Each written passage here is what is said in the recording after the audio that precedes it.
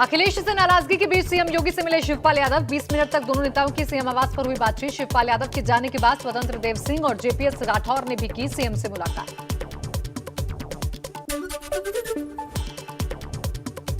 Paper leak कांड पर गरमाई यूपी की सियासत। अखिलेश यादव और मायावती ने ट्वीट कर यूपी सरकार पर बोला हमला। प्रियंका गांधी वाड्रा ने भी ट्वीट के जरिए सरकार पर लगाए भ्रष्टाचार के आरोप।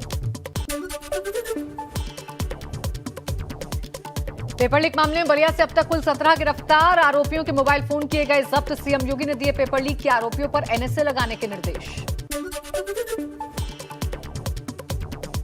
बलिया से इंटरमीडिएट अंग्रेजी के पेपर लीक मामले में पुलिस ने डीआईओएस ब्रजेश मिश्रा को हिरासत में लिया। जांच में जुटी पुलिस डीआईओएस समेत कई लोगों से पूछताछ जारी। मऊ में परीक्षा देकर घर जा रहे छात्र को गोली मारने का मामला आया सामने। अंग्रेजी की परीक्षा देकर लौट रहा था युवक। घोसी कटियार ग्राम निवासी श्याम अवध यादव गंभीर हालत में पुलिस सामुदायिक स्वास्थ्य केंद्र मोहम्मदाबाद से गोहाना लेकर गई पुलिस। लखनऊ के हजरतगंज इलाके में बसपा नेता के अवैध अपार्टमेंट पर प्रशासन ने बड़ी कार्रवाई की। बसपा नेता फहाद के अपार्टमेंट पर बुलडोजर चला। एलडीए की जमीन पर अवैध रूप से अपार्टमेंट बनाया गया और कई बार नोटिस देने के बाद भी निर्माण नहीं रुका।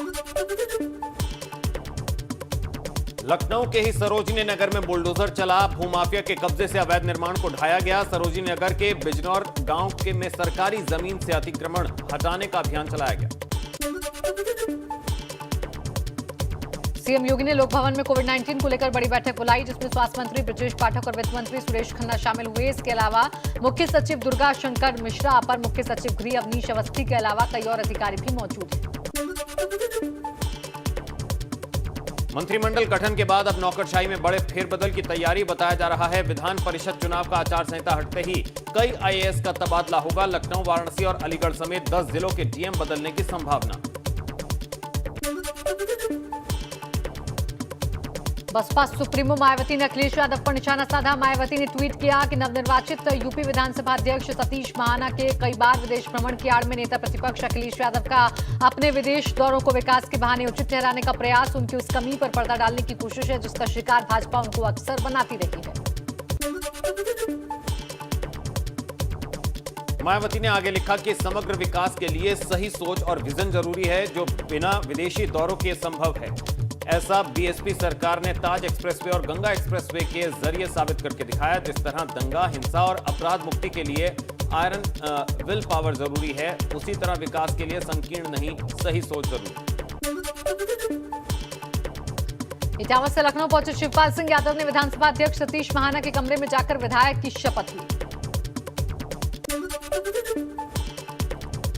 नगर विकास और ऊर्जा विभाग के मंत्री एमएलसी एके शर्मा ने कार्यभार संभाला। चार्ज संभालने के बाद ऊर्जा मंत्री ने कहा दोनों विभागों का प्रदेश की जीडीपी में बड़ा योगदान है। ये दोनों ही विभाग नागरिकों के जीवन स्तर से जुड़े हैं।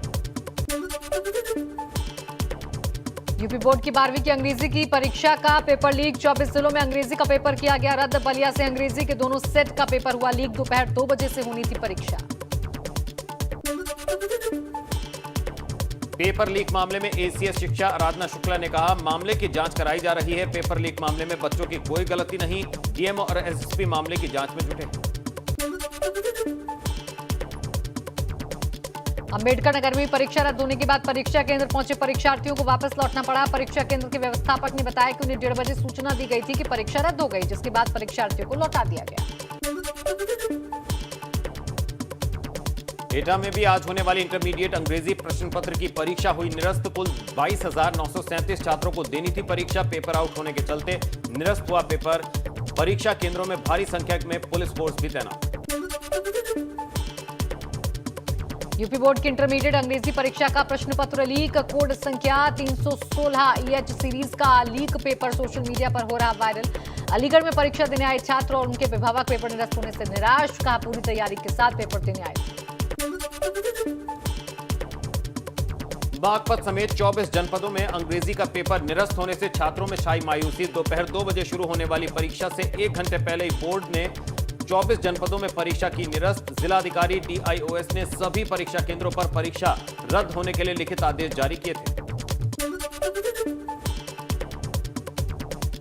शामली में यूपी इंटरमीडिएट बोर्ड परीक्षा का अंग्रेजी विषय का पेपर लीक होने पर छात्र छात्राओं में भारी निराशा। शामली जनपद में हजारों की संख्या में छात्र छात्राओं को परीक्षा रद्द होने के बाद लौटना पड़ा वापस। सीतापुर में भी 143 परीक्षा केंद्रों पर 29,338 परीक्षार्थियों को देनी थी परीक्षा। राजकीय इंटर कॉलेज पहुंचे छात्रों को पेपर लीक होने की खबर से लगा झटका, बिना परीक्षा दिए लौटना पड़ा वापस। झांसी में दारोगा के भाई और ट्रैक्टर चालक में रोड रेस, मारपीट का वीडियो वायरल। बीच सड़क पर खड़ी गाड़ी करने को लेकर हुआ था विवाद। कार की वजह से ट्रैक्टर निकालने में हो रही थी परेशानी। पुलिस ने दोनों पक्षों की तहरीर पर मामला दर्ज कर शुरू की जांच। गोरखपुर विश्वविद्यालय की कैंटीन में घुसकर बदमाशों ने की फायरिंग। ठेकेदार का नाम लेकर कहा, कह देना आकर मिल लेगा। सीसीटीवी में कैद हुई घटना। फायरिंग की सूचना पर पहुंची पुलिस ने शुरू की जांच। जौनपुर में एक्सीडेंट के बाद अस्पताल की फर्श पर तड़पता रहा मरीज। सीएचसी में लटका रहा ताला। डॉक्टर रहे नदारद, परिजन ने किया हंगामा। हंगामे के बाद फार्मासिस्ट ने खोला ताला। ट्रक की चपेट में आने से घायल हुए थे पैदल जा रहे चाचा भतीजी। सुई था कला सीएचसी सेंटर में पहुंचे थे लोग। जयपुर से कानपुर पहुंचे सरफिरे मूक बधिर युवक ने प्रेमिका के घर में जाकर लगाई आग। प्रेमिका भी झुलसी। गंभीर हालत में दोनों को अस्पताल में कराया गया भर्ती। मामले की जांच में जुटी पुलिस। सोशल मीडिया पर हुई थी फ्रेंडशिप। पहले से शादीशुदा बताया जा रहा प्रेमी। मुरादाबाद में नगर निगम के अधिकारी को धमकी देने और सरकारी कार्य में बाधा डालने के आरोपी सपा नेता यूसुफ मलिक पर पुलिस ने 25,000 रुपए का इनाम किया घोषित। कर्मचारी यूनियन के एक नेता ने भी यूसुफ मलिक को गिरफ्तार करने वाले को 51,000 रुपए देने का किया ऐलान। अपने बेटे और बहू के साथ थाने पहुंची स्मैक तस्कर हाफिजा ने कहा, अब नहीं करूंगी कोई गैर कानूनी काम। सहारनपुर में बीते 4 दिन में 59 अपराधियों पर पुलिस ने कसा शिकंजा। 30 से ज्यादा नशा तस्करों पर हुई कार्रवाई। थाने पहुंची स्मैक तस्करों ने लिखित में दिया आश्वासन, दोबारा गलत काम न करने के लिए शपथ। गाजीपुर में शिक्षा माफिया महेंद्र कुशवाहा की करोड़ों की संपत्ति पर जिला प्रशासन ने गैंगस्टर एक्ट के तहत की कुर्की की कार्रवाई। गाजीपुर के नंदगंज थाना क्षेत्र के फतेउल्ला पर ग्राम सभा में 0.02 हेक्टेयर भूमि को मुनादी कराकर किया कुर्क। 1.25 करोड़ रुपए की संपत्ति कुर्क। हापुड़ के बाबूगढ़ में अवैध रूप से की जा रही प्लॉटिंग और अतिक्रमण पर प्रशासन का चला बुलडोजर। प्रशासन की कार्रवाई के बाद अवैध प्लॉटिंग करने वाले फर्जी प्रॉपर्टी डीलरों और भूमाफियाओं में मचा हड़कंप। बुलंदशहर में हरकत में आया विकास प्राधिकरण। सिकंदराबाद में गरजा बुलडोजर। अवैध कॉलोनियों पर चला बुलंदशहर विकास प्राधिकरण का बुलडोजर। सिकंदराबाद में ध्वस्त की गई। बुलंदशहर के मोहम्मद नगर कॉलोनी में 8 बीघा जमीन और सिकंदराबाद बाईपास पर 20 बीघा जमीन पर बनाई जा रही थी अवैध कॉलोनी। भारी पुलिस बल की मौजूदगी में की गई ध्वस्तीकरण की कार्रवाई। आगरा विकास प्राधिकरण पर फिर गरजा बुलडोजर। अवैध निर्माण पर चला बुलडोजर। नक्शे के विपरीत निर्माण पर सीलिंग की कार्रवाई। लोहा मंडी वार्ड में अवैध रूप से कॉलोनी के रास्ते में लगाई दीवार पर चला बुलडोजर। एडीए की कार्रवाई के बाद अवैध निर्माणकर्ताओं में मची खलबली। बहराइच में IPL sugar mill Jarwal road पर अप्रोच मार्ग का एग्रीमेंट नहीं होने को लेकर रेलवे की टीम ने बुलडोजर लेकर शुगर मिल के गेट पर पहुंची। गहरा गड्ढा बनाकर आईपीएल गेट पर रास्ते को किया बंद। आईपीएल शुगर मिल जलवा रोड को रेलवे ने 1 करोड़ 30 लाख रुपए का भेजा था नोटिस। इटावा में नगरपालिका प्रशासन ने पुलिस के साथ मिलकर अवैध अतिक्रमण पर चलाया बुलडोजर। शहर में 2 जगह चला बुलडोजर। नगरपालिका की गली पर बने अतिक्रमण को हटाया। चिन्हित जगहों पर होगी कार्रवाई। बागपत में अनाधिकृत निर्माणों के खिलाफ पक्का घाट कॉलोनी पर चला प्रशासन का बुलडोजर। बागपत तहसीलदार, बागपत बड़ौद खेड़का विकास प्राधिकरण के साथ पुलिस भी रही मौजूद। पक्का घाट यमुना नदी के तट पर अनाधिकृत कॉलोनी के निर्माण को कराया ध्वस्त। कासगंज में स्वास्थ्य विभाग ने अवैध अस्पताल के खिलाफ की बड़ी कार्रवाई। निजी अस्पताल को किया सील। रजिस्ट्रेशन के कागजात में मिली गड़बड़ी। अस्पताल के अंदर अवैध रूप से मेडिकल स्टोर का भी हो रहा था संचालन। इससे पहले भी अस्पताल कृष्णा हॉस्पिटल के नाम से चलाया जा रहा था। राजधानी लखनऊ में गुडम्बा पुलिस और बदमाश के बीच हुई मुठभेड़। शातिर चेन स्नेचर पुलिस एनकाउंटर में घायल। कुर्सी रोड के स्कॉर्पियो क्लब के आगे दिन दहाड़े हुई मुठभेड़ में लोगों के गले से चेन उड़ाने वाला बदमाश गिरफ्तार।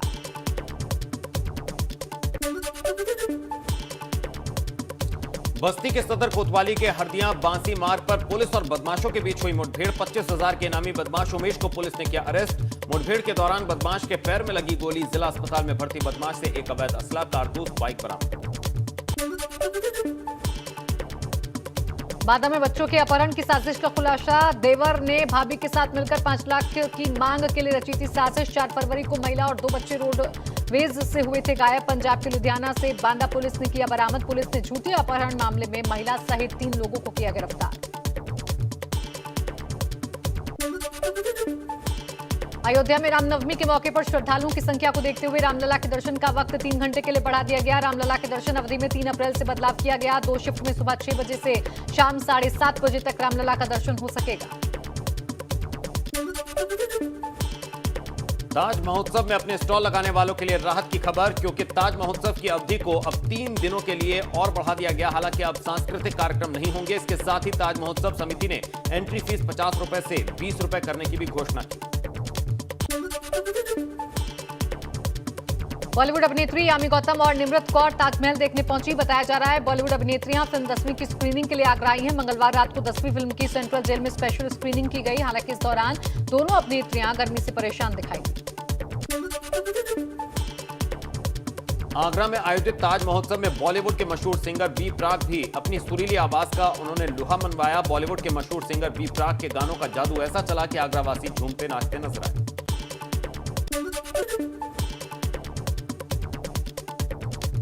बुधवार को भाजपा कार्यकर्ताओं ने सांसद तेजस्वी सूर्या की अगुवाई में सीएम केजरीवाल के आवास के बाहर प्रदर्शन किया और उनके घर के बाहर नारेबाजी की। सीएम आवास पर तोड़फोड़ करने के आरोपों में भाजपा नेता तेजस्वी सूर्या को हिरासत में लिया गया।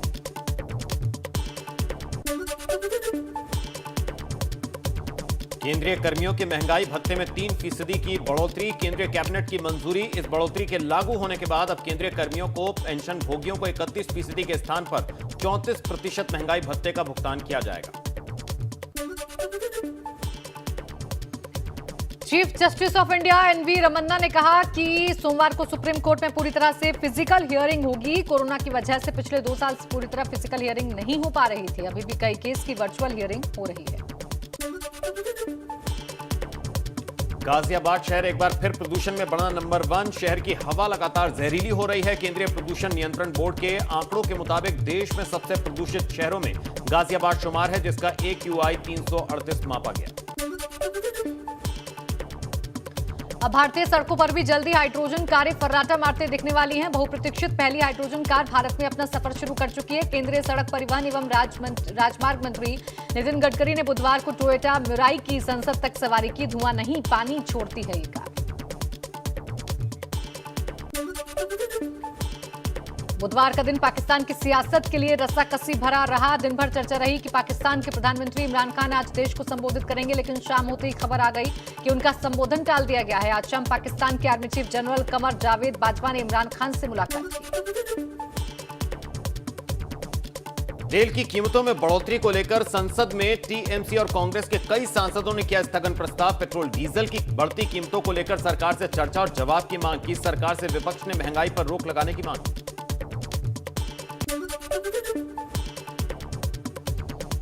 पिछले 9 दिनों में एक बार फिर पेट्रोल और डीजल के दामों में बढ़ोतरी। पेट्रोल के दाम 80 पैसे बढ़कर 101 रुपए 1 पैसे हो गए हैं, तो वहीं डीजल के दाम 80 पैसे बढ़कर 92 रुपए 27 पैसे हो गए हैं। बुधवार को सोने चांदी के दाम में आया उछाल। 75 रुपए की बढ़त के साथ 51,422 रुपए में बिक रहा 24 कैरेट सोना। 130 रुपए की बढ़त के साथ 67,063 रुपए पर पहुंचे 1 किलो चांदी के रेट। बुधवार को भारतीय शेयर बाजार में जोरदार तेजी देखने को मिली। रूस यूक्रेन में युद्ध खत्म होते ही बढ़ती संभावनाओं के चलते बाजार ने पकड़ी रफ्तार। 740 अंकों की तेजी के साथ 58,683 के स्तर पर बंद हुआ सेंसेक्स। वहीं 172 पॉइंट के उछाल के साथ 17,498 के लेवल पर हुई निफ्टी की क्लोजिंग। बॉलीवुड एक्ट्रेस अनन्या पांडे का योगा लुक सोशल मीडिया पर हो रहा वायरल। पिंक कलर के आउटफिट में दिखी अनन्या पांडे। खुद को फिट रखने के लिए योग और जिम दोनों ही करती है अनन्या। इससे पहले अनन्या पांडे के लैक्मे फैशन वीक के लुक को भी किया गया था पसंद। रणबीर कपूर ने आलिया भट्ट के साथ शादी की तारीख पर रिएक्ट करते हुए कहा, मुझे पागल कुत्ते से नहीं काटा है फिर कि मैं मीडिया को अनाउंस कर दूं डेट, लेकिन इतना जरूर बता सकता हूं कि मैं और आलिया दोनों ही शादी के बंधन में बंधने की प्लानिंग कर रहे हैं। उम्मीद करते हैं जल्द होगा। शादी की डेट बताने से किया इनकार।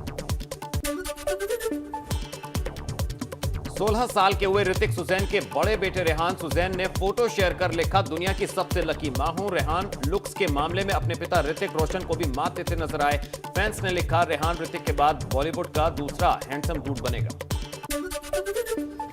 दबंग स्टार सलमान खान ने अपने लाडले भांजे आहिल का 66वां बर्थडे धमाकेदार तरीके से सेलिब्रेट किया। बर्थडे सेलिब्रेशन का वीडियो सलमान खान ने अपने इंस्टाग्राम हैंडल पर शेयर किया। सलमान खान वीडियो में अपने डार्लिंग सिस्टर अर्पिता और भांजे आहिल संग नजर आ रहे हैं। सलमान खान की एक्स गर्लफ्रेंड सोमी अली ने हाल ही में सोशल मीडिया के जरिए सलमान पर इनडायरेक्टली कुछ आरोप लगाए। उन्होंने अपने पोस्ट के जरिए किसी का नाम लिए बिना लिखा, बॉलीवुड के हार्वे विंस्टन, एक दिन तुम्हारा भी पर्दाफाश होगा जिन महिलाओं को तुमने अब्यूज किया। बॉलीवुड की किंग शाहरुख खान और दीपिका पादुकोण स्पेन शूट पूरा कर मुंबई वापस लौटने की तैयारी में हैं। दरअसल स्पेन में दोनों ही फिल्म पठान की शूटिंग कर रहे थे। बुधवार को दोनों की सेट से कुछ तस्वीरें लीक हुई। पति सूरज नाम्यार के साथ वेकेशन एंजॉय कर रही एक्ट्रेस मौनी रॉय ने अपने इंस्टाग्राम पर दुबई वेकेशन की लेटेस्ट तस्वीरें शेयर की। मौनी जल्द ही अयान मुखर्जी की फिल्म ब्रह्मास्त्र में नजर आने वाली हैं। इस फिल्म में अभिनेत्री मुख्य विलेन की भूमिका निभाती नजर आएंगी। हाल ही में मलाइका अरोड़ा को मुंबई एयरपोर्ट पर पेपराजी ने स्पॉट किया और इस दौरान मलाइका अरोड़ा का लुक हर किसी को हैरान करने लगा। दरअसल एक्ट्रेस इस दौरान विलन हाई नेक स्वेटर और मोटी जैकेट पहने दिखाई दी। सोशल मीडिया पर मलाइका को इस लुक के लिए किया जा रहा ट्रोल। वहीं सपना चौधरी के शानदार लुक की तस्वीरें सामने आई। सिल्वर कलर की साड़ी में कराया फोटोशूट। कैप्शन में लिखा, अपनी नजरों में काफी अच्छी हूं मैं, सबकी नजरों का मैंने ठेका नहीं ले रखा।